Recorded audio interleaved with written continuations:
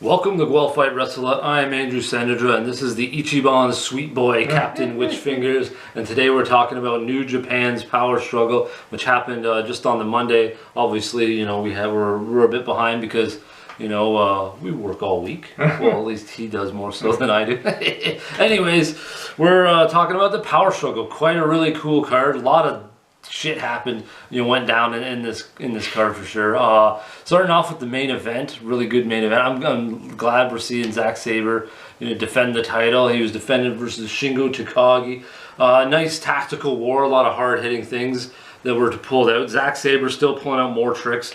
The ridiculous transitions he does throughout there was just holy crap. The amount of the speed that he goes with stuff was awesome, and Shingo being able to hold his own in those transitions was quite impressive as well. But he's a really well-rounded individual. Yeah, Zack Sabre, he no wonder he won. He broke his neck 5 times, Oh, yeah. 10 times that night. Oh, my neck is all squished. And I've never seen somebody dodge a DDT. He dodged the DDT. Oh, yeah. He's and then I fell down, and then he's still standing there. He's ha ha ha! You can't DDT me. Yeah, I can't do everything. Yeah, he's the man of not just a million holds, but he's a million counters as well. But yeah, there was you just mentioned the reverses and the counter sequences were wicked. I really liked the tornado DDT into the Zack driver, then into a knee bar. There was this whole sequence of that. He does his DDT, and then they roll over. He picks him up, Zack driver, and then he kicks out of the pin, and then he grabs him into a knee bar. Shingo's like, "What the hell?" It's like one thing after another. He's like, it just can't move. It was incredible. And Zack had his Sabre driver that he finished him off with. Yeah, and near the end where Shingo had him on top, had that rolling Death Valley. I'm like, oh man, he killed him. He dropped him right on his noodle. Yeah, there was some. Shingo hits pretty hard, and he was hitting Zack pretty hard. Especially his poor intercostal muscles. He's screaming when he was hitting him. He's in the ribs. But yeah, that was a really good match. I'm liking to see. Zack, he just I think is going to work well with everybody. So it's going to be really interesting to see the matchups down the line and who he faces and how those matches turn out. Yeah, for sure. The ending surprised me where Ricochet shows up. He almost trips, and then he does the jumping forearm smash. And then I KO'd him because he was down for 20 minutes while he did his promo. Well, he was wearing dress shoes. I was like, how is he gonna springboard in dress shoes? I was like, we've seen guys slip with wrestling boots, let alone dress shoes. So you're like, holy crap, Ricochet, pretty impressive. And also funny to see Shota comes out and he helps him, and then he pushes him away, and then they start beating him up. Zack's like, fuck off! Ricochet beat me up. Now I'm gonna beat you up for being around. Damn Shota Umino. Now we're moving on to, well, you have some notes on David Finlay versus Taichi. I didn't make any notes because I've been not impressed with Finlay. It's more so the ending where it's Sennedra, pulling out the ref, and then he's like, dun, dun, dun, dun, dun, suspiciously, and then slowly takes off his shirt. He's like, Bullet Club. He's like, yeah.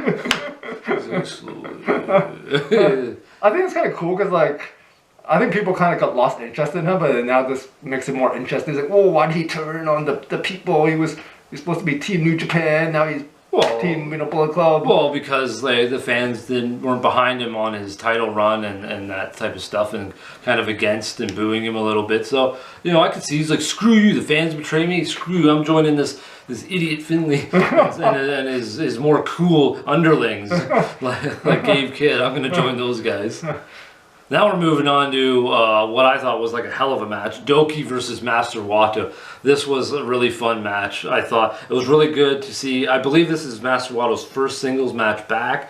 So it was really incredible match. So you kind of wondered how his knee would hold up, but I think he did really well. Doki had some really great moments, crushing knee stomp with Master Wato hung up on the ropes. That was pretty, or not on the ropes, on the guardrail. Yeah, it was on the guardrail. And the Doki bomb looked pretty gnarly on Master Wato as well. Some awesome sequences for Master Wato as well. The counter on Suplex de la Luna was a really good moment, and then sliding into the pin, and then into what I call bend 'em all, Master Wato's submission. So lots of really good submissions and moves in this. I really like Master Water. He's really creative with his moves. You know, he does like moves that you don't normally see. And man, even stuff like German suplex, he does it like super mega high. Oh, yeah. Like, what the frick is that? Everything has to be like really, exaggerated.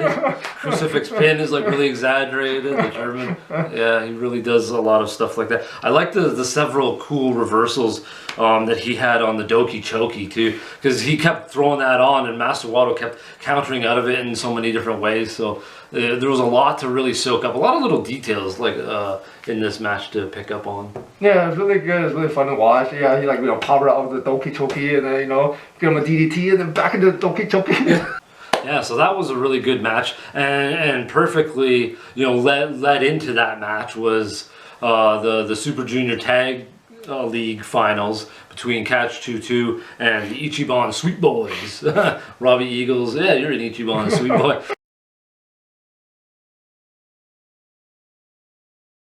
And Kosei Fujita, Robbie Eagles and Kosei Fujita. Really, I knew this match was going to be just wicked, and the pacing, everything, like the pulse pounding pace, breakneck velocity, almost the entire match. They were just kind of going, especially Robbie Eagles and TJP, were just the sequences between those two, the fluidity, like holy crap, like there was no hiccups out of all this stuff. There wasn't like a guy slipping, a guy moving here, and then being like, oh, he missed me, and different things like that. Sometimes when you're moving that fast, like you miss a guy on a super kick, and then he still reacts, and you're like, well, he clearly missed him. But, or like those insecurities where a guy gets hit in the head or hit in the arm and they react to the head. There was no hiccups in this match. I just thought it was like perfectly executed, especially considering Kosei and Francisco are younger guys, but the pace they were able to move at with the veterans was just on point. TJP still showing innovation, was awesome. Several explosive aerial shots from everybody in this match. The cardio on the guys just had to be uncanny, I think. It was just, I don't know how they could have moved at that pace. Especially TJP, I think, is 40.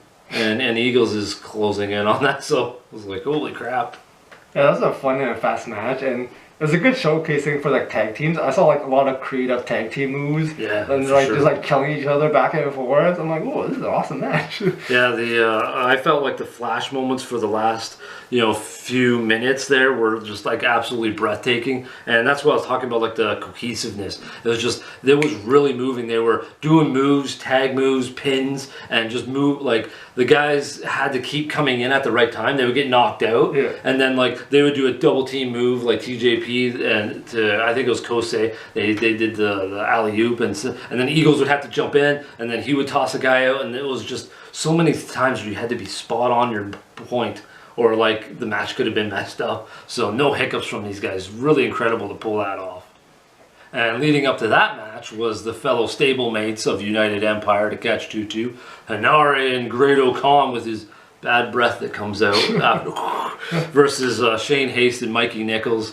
This was going to be heated right from the get-go. Hanare and Nichols just absolutely smashing each other with strikes. Nichols there was one chop where it came up in Hanare's neck. You just see him turn around right in the fucking throat. Then he decides to headbutt Hanare super hard and bust himself open immediately and like jar himself, and Hanare's just like, haha, you can't damage my super strong Maori skull that I have. It was just absolutely brutal, the thrashing those two gave each other. I feel like Hanare, like after like that near death experience, like his head like just like hardened into like a rock. He's got like a callus on his skull. Someone like throws a head kick, like headbutts the head kick. Oh yeah. He goes like, oh, I my shit. Yeah, I thought that was hilarious. Shane Haste is like, oh my shit. Even though I have padding and everything, he's just like, eat that. I got my fucking heart head. Hanare jumps in the ring, so to break up a pinfall, usually you do a wall smash. He just does a headbutt. Yeah, I saw. This is how I break out a fucking pin. Use my head. I was like, yeah, he's really turned that into like a whole story. Yeah, the story or theme and his character. And the Face of Fury. That's what I mean. Is he's totally evolved into this character, especially since the Maori tattoo and then that near-death incident, which we'll be talking about in the future in another video. But yeah, just absolutely a great way to kind of almost like a happy accident, even though he almost died. But Great O'Khan, I like him arrogantly showing off his million disciplines. He's just like, okay, judo, hirokoi, jujitsu, oh, karate, like, oh, kung fu. Like, it was just doing all kinds of stuff. Really hard-hitting moments, cool double teams from everybody. Yeah, there's some, actually, yeah, they pulled out a new double team. Great O'Khan and Hinare, I believe. Shane Haste and Mikey Nichols had some brutal ones. They had the super tank buster off the top. Oh, you know, that big one. Olivia Newton-Baum, I love that name. It's just hilarious. Especially since it hurts their own member. Shane Haste gets power bombed while he's suplexing, so he's like laying there dead, and then Nichols grabs Haste to pin him. He's like, "Oh crap!" Like I'm like, interesting double team move. You kill your partner at the same time. Back. Yeah, and yeah, it was just everything was so hard hitting, so intense, and it kind of applied to the ending, which the out of nowhere sort of finale with their Hinare and Great O'Khan's finisher, winning the tag belts. It kind of took me by surprise, but I do like it because how much Hinare and Great O'Khan have done in the singles stuff, even though they've won the belts. I think Hinare lost his little rivalry Shingo with the never open weight title, but now he's got the tag belts, and I think this is a good direction. Yeah, I was happy that they got the win. You know, I was going for Great O'Khan in the last tournament. It's funny to see they do the double claw. It's like, oh. We didn't get too much Mongolian screaming. They blocked a lot of his Mongolian screaming. It's the best move. That's pretty good. Now leading up to that match was a bit of another hard-hitting match. Definitely intensity from Shota Umino and Sennedra. Yeah, that one definitely had a bit of the same feeling. Shota had some great mixture of styles, power, speed, hard hitting, and his moves were just once again like really explosive. A lot of what he puts into his suplexes, key in the ignitions, things like that. There's a lot of explosivity to those moves. I just thought it was he kind of levels up the excitement with that and his speed for the most part. Yeah, I think the same thing where he like levels up with his speed and then he starts like screaming at the wind, you know, a double chop. He's like, God!